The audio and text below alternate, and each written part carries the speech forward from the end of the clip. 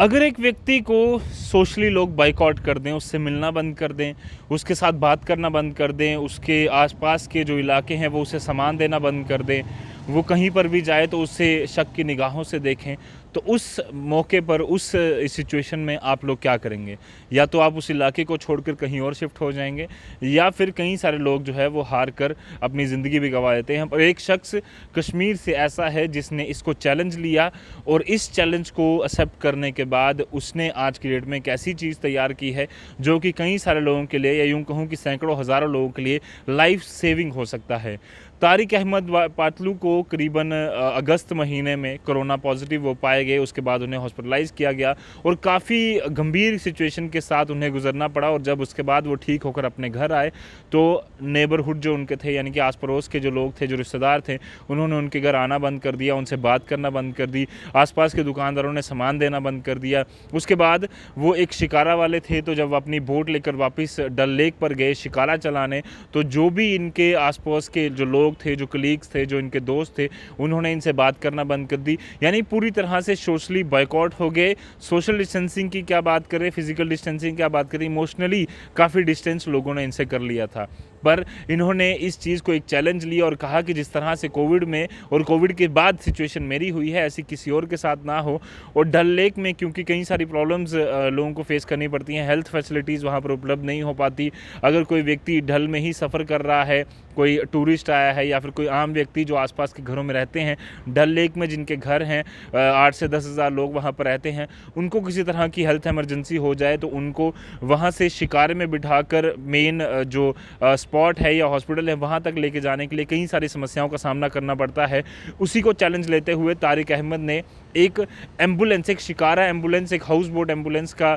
जो है वो आइडिया सोचा, और आज उन्होंने वो तैयार कर ली है। और अपने ही पॉकेट से खर्च कर कर पैसे, और एक एनजीओ का उनको साथ मिला, और ये चैलेंज उन्होंने एक्सेप्ट किया। और आज की डेट में पहली बार इतिहास में, आज तक के जम्मू कश्मीर के इतिहास में, डल लेक के इतिहास में पहली बार एक हाउस बोट एम्बुलेंस, या यूँ कहूँ कि शिकारा एम्बुलेंस उन्होंने तैयार कर ली है, जिसमें कि जो भी फैसिलिटीज़ फर्स्ट एड है, या फिर जो उस जो इमरजेंसी के समय में दी जाने वाली फैसिलिटीज़ हैं, हेल्थ फैसिलिटीज़, वो सारी की सारी उन्होंने उस एम्बुलेंस में उपलब्ध कराई हैं। आप इन विजुअल्स में देख सकते हैं कि किस प्रकार से एम्बुलेंस तैयार की गई है, पानी में उतारी गई है, और अब इसका ट्रायल बेसिस पर का काम जो है वो शुरू हो चुका है। तारिक अहमद से हमारे संवाददाता वजाहत शबीर ने जब बात की तो उन्होंने साफ तौर पर कहा कि मैं जब कोविड पॉजिटिव खुद हुआ था तो कई सारी परेशानियां मैंने झेली, हॉस्पिटल में कई सारी परेशानियां झेली, और हाल ही में मेरे साथ एक इंसिडेंट हुआ, मेरे सामने एक इंसिडेंट हुआ जिसने मुझे पूरी तरह से हिला दिया, और इस मिनी एम्बुलेंस को, इस शिकारा एम्बुलेंस को बनाने के लिए मेरी मदद की। वो इंसिडेंट कुछ यूँ था कि एक व्यक्ति काफ़ी बीमार हो चुका था, उसे कुछ प्रॉब्लम हुई, पर उसको जहाँ पर वो रह रहा था वहाँ से लेकर जो